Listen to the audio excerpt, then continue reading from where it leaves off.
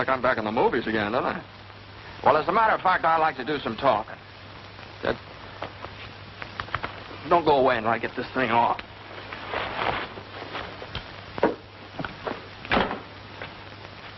Now, it isn't as if it was a chore for me to talk to you because I want to speak on my favorite subject, the Army Air Forces. I can't speak from long experience. I've only been in the service a year, but I've learned a lot about what the Air Forces have to offer. That's what I want to talk to you about. Right now, the greatest mass mobilization in the history of the world is taking place. Men from cities, towns, farms, married men and single men, brothers, sweethearts, husbands, fathers and sons, businessmen and workers from the factories, and students from colleges and high schools all over America. They're mobilizing, joining up, or having their numbers pulled out of a fishbowl. And this war we're fighting today and tomorrow and the next day until we win is a war of the air. The whole world knows that. Our factories know that. So, interceptors, pursuit ships, light bombers, medium bombers, and flying fortresses are rolling out of those factories. 65,000 fighting planes this year. 100,000 fighting planes next year. And to keep them flying, 2 million men. Now that's where you come in. The Army Air Forces need 15,000 captains, 40,000 lieutenants, 35,000 flying sergeants. Well, how about it? Well, let's talk it over. Now, make no mistake about this thing, fellas. We're all going to be in this war soon, sooner than a lot of you realize. And nearly all the officers of this great Army Air Force that they're building today are going to be drawn from the ranks of you men, from high schools and colleges, those who join as aviation cadets now. Well, now, before I go any further, are there any questions? Yes, sure, I've got a question. Okay, shoot. Well, I'd like to join up, but I've got about a year of college left, and I'd kind of like to get that diploma. Well, why not? The Air Forces want you to get your diploma.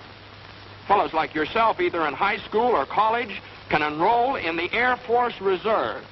Continue with your studies, and at the end of the term, or when you get your diploma, you'll be taken in as a regular cadet, if you pledge now. Well, thanks. Okay, don't mention it. Hey, I'd like to make the Air Force, but I'm no brainstorm. My grades aren't exactly what they should be. I hear it's tough to get in. Not anymore, it isn't. And that blocked letter you're sporting, that tells me a lot. Basketball, football, baseball, or some activity where coordination, control, and the ability to work together with the rest of the team, that's important. The same in the Air Force. They're one big team, and they need men who can pull together and play the game. So, you and your teammates should be a cinch in this, the biggest all-American team we ever had. Now, here's a fellow who works in a filling station. He looks as though he's got something special on his mind. Say, how about it, fella? You know, I've been interested in the Air Forces for quite a while. But I'm 26 years old and got a wife. Haven't had a chance for too much education. What about me? Well, from where I'm standing, you look like you're ready to sprout wings any minute. Wait a minute. You see, formal education is no longer a basis for determining a man's intelligence in the Air Forces. And married or not, you'll receive $75 each month while training, and board and lodging, and all the necessary uniforms and equipment. And you have as much chance as the next fellow of becoming one of those 15,000 captains and 40,000 lieutenants or 35,000 flying sergeants I was telling you about. Yeah? Say, that sounds great. I think I'll go and phone my wife. I'd like to get something straight in my mind. I'm one of those high school students you've been talking about, but I'm not old enough. I wasn't planning on going to college, so... Well, where does that leave me as far as the Air Force is concerned? Fella, you sound like the forgotten man. But if you're close to 18 and you're over 5 feet in altitude, you can be one of us just as quickly as anybody else. Okay. Just make out that application for the Air Force Reserve. Now, your physical examination. Well, that's not going to be so tough. If you're an average guy and normally healthy, you'll make the grade, all right? So one day you say goodbye to Mother and Dad. Pretty proud and happy, too. Especially Dad. His suspenders are about to bust. Yeah, you say goodbye to Sister Jane and maybe Aunt Minnie. Oh, yeah, Uncle Ben, and Brother Joey. Those first few steps down the walk are the beginning of a great adventure. Wait a minute now. Aren't going to forget that sweet little bit of something next door.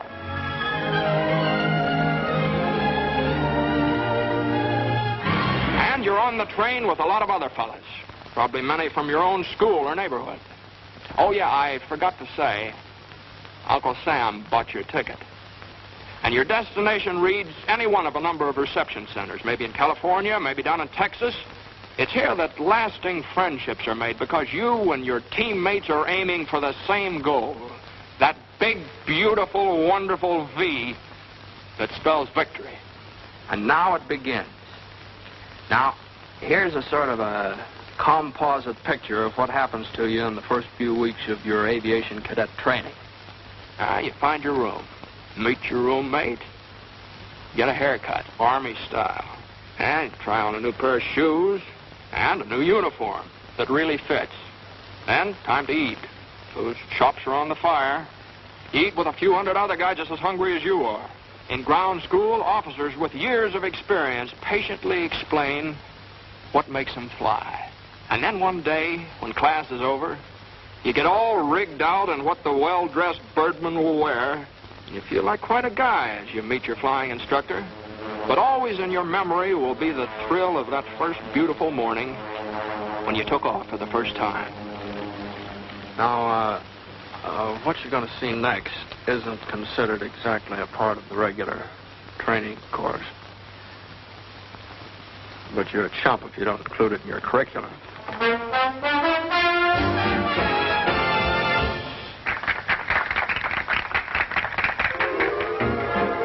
And you find out the effect those shiny little wings have on a gal. It's phenomenal.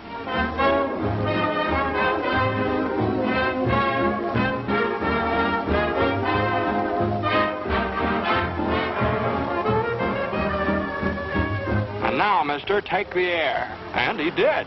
Well, time has marched on. And here you are, cruising along in a BT. That's basic trainer to you. And twisting your tail into a few acrobatics and loops and barrel rolls and snap rolls. That's some fun, huh? And a few more weeks roll by. You find yourself in still another plane. An advanced trainer this time. Yes, indeed, you're really getting up in the world at the rate of nearly 200 miles an hour. But you think this is something. Well, now, just wait. Fellas, shake hands with Mr. B-17 and a few of his big brothers. Now, watch out now, he's tough. Those four motors roaring through the sky like a thunderstorm, they can't fool with them. American workmen, the finest master mechanics in the world, put those motors together. Made them live, made them breathe, made them roar. Yes, sir, a whole army of workmen, designers, engineers, and just plain guys who wanted to do something for their country. They put that B-17 together. A few thousand of these babies will win this war for us. And a few thousand guys like you in there flying them. And remember, we said something about a team. Well, 9 men are inside that plane, each with an important job to do. So let's go in and take a look around. Let's meet the team. Yes, sir, 9 fellas like yourself working together, as closely coordinated as a precision watch. Now get this straight. The pilot is not the most important fellow inside this plane. All 9 members of the crew are equally important. For example, the pilot and the co-pilot can take the plane off the ground and set it back down again, but where would they be without the navigator? Now meet him. He's the gentleman sitting right there with his pencils, calculators. He's responsible for getting the giant bomber to its destination and back again. Now, you might like his job. Now, this fellow's a second lieutenant, draws $245 each month, and although he was good at mathematics, he didn't graduate from college. But he learned that the Air Forces could use his talents, and now he's a necessary part of the team. And now let's go up into the nose of Mr. B-17 and meet somebody who has an important job in that department. This is the bombardier, the boy who doesn't miss. You see, flying the plane is wasted motion unless this lad hits the target on the noggin. The finest pilots in the Air Force would be behind the 8-ball if the bombardier couldn't hit straight. And he's a full-fledged commissioned officer, too. Wears his wings, draws the same pay as the pilot or the co-pilot. Now, back in the main body of the plane, we've got some more important positions. This fellow is the #1 engineer. He keeps the motors turning and the thousands of working parts all through the bomber inspected and in repair. And then comes the radio operator, who keeps the bomber in constant communication with its home base, and the photographer, who keeps a photographic record of what takes place on the earth below while the bomber's on its mission. He's sort of an official scorekeeper, checking up for future reference. Now, the remaining members of the flight crew are #2 engineer and #2 radio man. So you see, being in the Air Forces isn't all piloting, or all navigating, or all bombardiering. It's teamwork. And each member of the team is just as important as the next one. Now listen, it takes 38 men on the ground to keep this bomber in the air. So let's go downstairs and meet the ground force. Jobs? Why, there's one to fit every kind of fellow who wants to play on this all-American team. Meet the armament officer. Now, he's in charge of 12 bombers, more or less like the one we just looked over. It's his job to see that the bombs are loaded and the machine guns, and a general all-around checkup. See that bar on his shoulders? He ranks just the same as the pilot or the co-pilot or the navigator or the bombardier.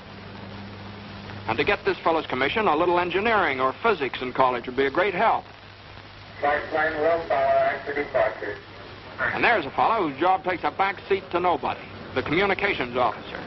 Those bombing and fighting planes up there, they depend on his work. He's part of the team. And how does a fellow get a sign like that on his door? Well, engineering officer Captain C.D. Burns had 3 years of college.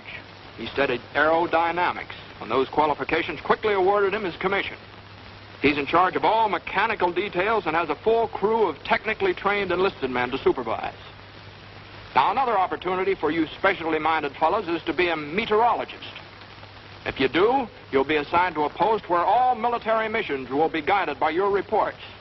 Yep, and you'll get those gold bars, all right, after 30 weeks free training in some leading technological institute. Photographers and chemists. Well, there's a spot for you on the team. In charge of one of the hundreds of fixed or mobile photographic laboratories the Air Force must have. Now, this job, too, gets you a commission as an officer. So, whether you're flying a plane as a pilot or a co-pilot, charting its course as a navigator, acting as bombardier, or in any one of the many technical jobs in the air or on the ground, wherever it is in the United States Army Air Forces, you're part of a team. Now, remember that. So listen to the roar of those motors, young men of America, and heed their call. Soon the skies will be filled with the greatest air armada the world has ever seen. Our own Army Air Forces.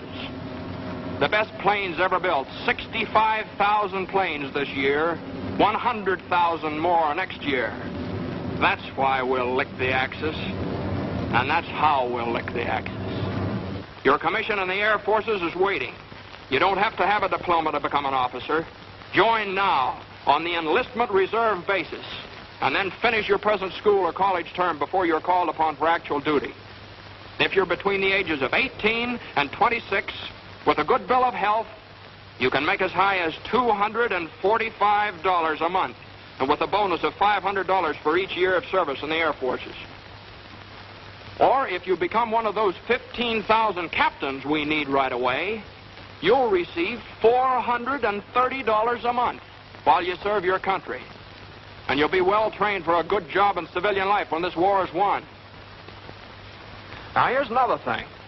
Now, it's kind of hard to explain, but believe you me, it's important. You see, while you're getting all this wonderful technical training in the Air Forces, you're learning about other things, too. Things that are going to pay off in big dividends. You're learning to be alert. You're learning how to handle men and how to do that job with a lot of pride. Yeah. You're learning about courage, too.